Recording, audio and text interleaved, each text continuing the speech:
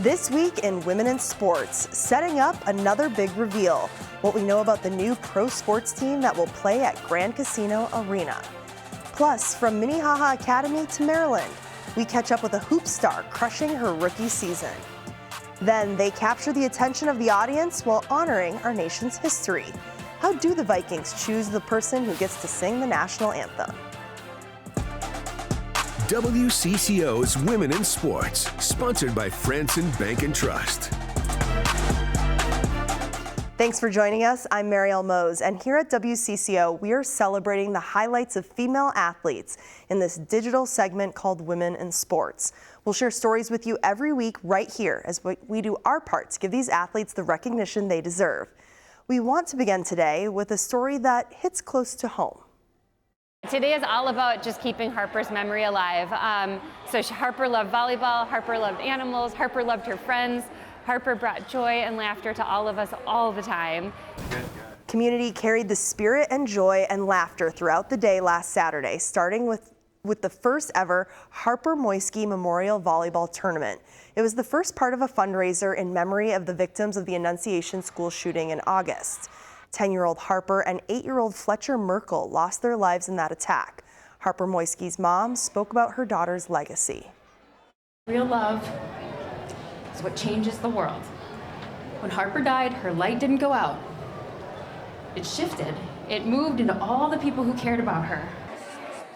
Organizers say they're planning on making this an annual event. We should also point out that the numbers Harper and Fletcher wore on their sports teams will effectively be retired at Annunciation. Only their siblings will be allowed to wear them.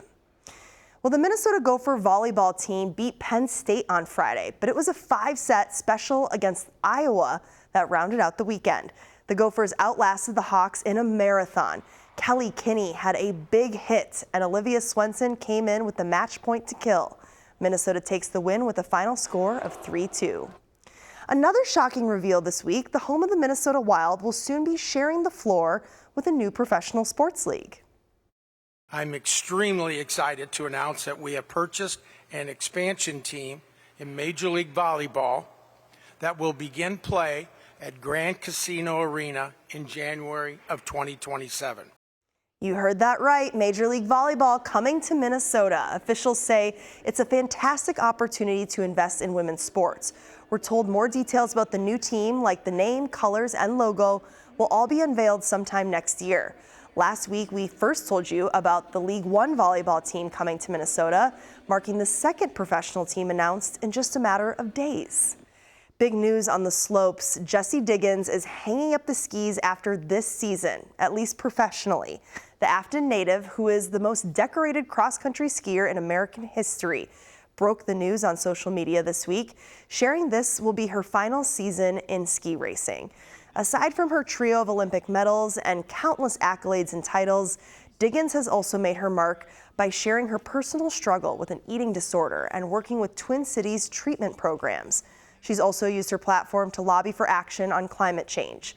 WCCO had a chance to talk with her a while back about the impacts of winter warming on the sport she loves. Skiers are like the canaries in the coal mine. We're really seeing it over the last maybe 8 years. It's been a huge shift to that, where most of the time we are not racing on only real snow. Of course, the Olympics are right around the corner, so she's in Finland training for the World Cup season that starts soon. Jessie spoke with reporters this week about Minnesota and its ability to grow winter athletes. I think Minnesota raises people really tough but with kindness. And I think that was a beautiful introduction to sport. And so it was like, nope, it's super cold out. No problem. Just put an extra jacket on, like, go get out the door. So I think that was really wonderful. And also just appreciating the beauty of all 4 seasons. I felt so lucky, like being from Minnesota. Like my parents took me out on canoe trips to the Boundary Waters, and we were fishing, and we were hiking, and we were backpacking, and we were camping, and we were doing all these things in the summer and also in the winter. So it was just really special. And I think the culture, especially the ski culture where I was raised, this is such an incredibly tight-knit community. Everyone is super inclusive and welcoming and looks out for everyone. And I think it was just a beautiful way to get started in the sport. What a great ambassador to our state. Love it. An important part of every Vikings home game is the performance of the national anthem. A lot of thought goes into the decision of who belts their voice to nearly 70,000 fans. I find out how that singer is selected, and I spoke with a woman who's a resident of the Vikings anthem singers. Oh, say, can you see? A staple of the national anthem rotation at home Vikings games for the last 3 seasons is Monique Blakey. The St. Paul native was performing in bands locally around the Twin Cities when one day in 2023, she got an unexpected email. I thought it was a hoax. I'm not gonna lie. I never reached out to them, so I was like, is this real? And so I responded in hopes that it was, and it was. They had heard an old video of me singing online. The Minnesota Vikings wanted her to perform the national anthem, an opportunity that changed her life. Wow, it has completely just transcended me into another stratosphere. Performing at US Bank opened doors for her professionally. It has always ended up with someone out in the crowd hearing me and reaching out to me and giving me other opportunities just off that anthem. Which is exactly what the Vikings hope to do when selecting their anthem singers. In the Twin Cities and Minnesota as a whole, there actually is a very diverse talent pool. So it's fun to be able to help these artists and performers be on a bigger stage. Lauren Pinter is part of the Vikings game and entertainment team that selects these artists. Other locals they've tapped the talents of Minnesotans who competed on The Voice, including Cameron Wright and Frankie Torres. For theme games like the Legends game, they chose former Vikings defensive tackle Ezra Tuaolo to perform the anthem that showcases his Samoan heritage. That flag was still there.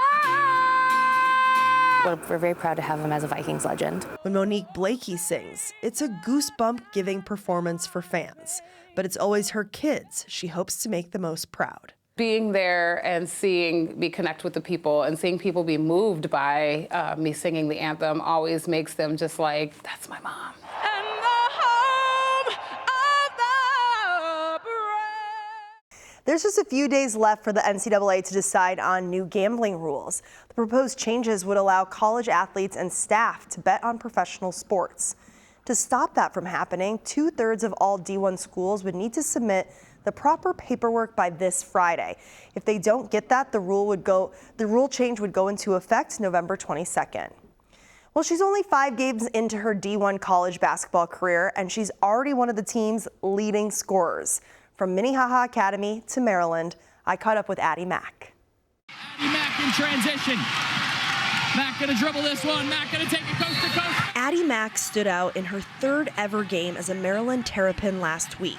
Mack's gonna pull up from the line. She's got it. 23 points, making nearly 70% of her shots she took against Georgetown. I just wanted to come in and bring a spark of energy. And she certainly did. The rookie point guard earned herself a lot more minutes on the court and her first career start after that performance. So just knowing that my team and my coaches trusted me this early, I think it's just a testament to, how hard I've worked. Mack made a name for herself first as a Minnehaha Academy Red Hawk. Her senior year, she surpassed 4,000 career points, the 2nd highest Minnesota girls scoring record. And the adjustment from high school to college has been seamless so far. I feel like I just fit right in with the team right away. I don't think there's any sort of superiority complex with how old you are. In 3 weeks, Mack makes her return home to take on the Gophers in Maryland's first Big Ten Conference matchup of the season. I am so excited. I think that game has been on my calendar ever since we got it. I think I'm gonna have the team over to my house, so that'll be fun just for them to see kind of where I live. And Minnesota's doing really well this year as well, so it will be a really good competitive game, which should be fun. The Terps have 20 March Madness appearances and 1 2006 national championship. Mack hopes she can lead them to another. The work's not done. Our motto is the road to the Final Four, and we are on that road right now. So, yes, you'll see us there. It was also announced that Addi Mack earned Big Ten Freshman of the Week honors. On top of being a stellar athlete, she also has big academic goals as a finance major. Congrats to her. Well, for the first time in program history, the Monticello Magic girls swim and dive team won state in Class Single A. The team won 4 of their events on their way to the championship, led by junior Adeline Beegler. We sat down with her earlier this year when she announced that she was committed to D1 program Tennessee. At state, Beegler won the 200 freestyle in 1 minute and 46.93 seconds and won the 100 butterfly in 53.48 seconds. Her time in the 200 was also a Class A and all-time state meet record.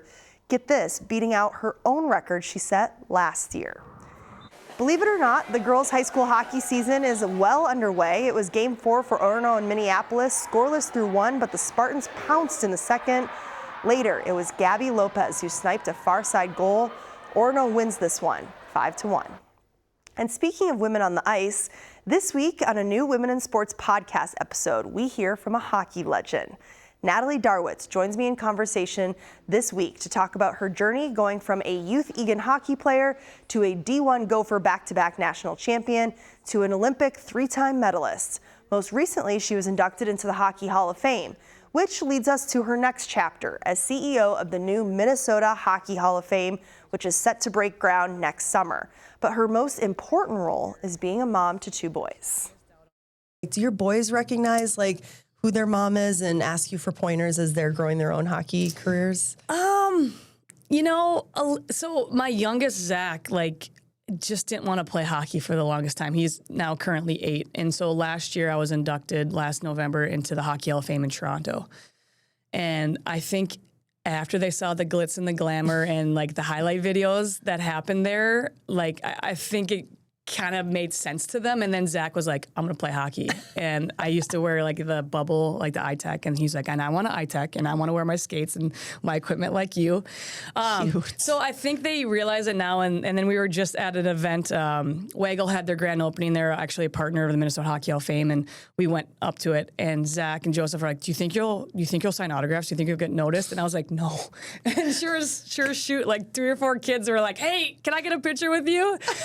So I think sometimes they just see that, but at the end of the day, I'm mom and that's more important. But there's certain times where they realize that if I'm in a rink, I think I'm more going to get noticed than if I'm just in a grocery store and somewhere. That episode with Natalie Darwitz is out now. You can listen wherever you get your podcasts or watch it on YouTube. New episodes drop every Wednesday.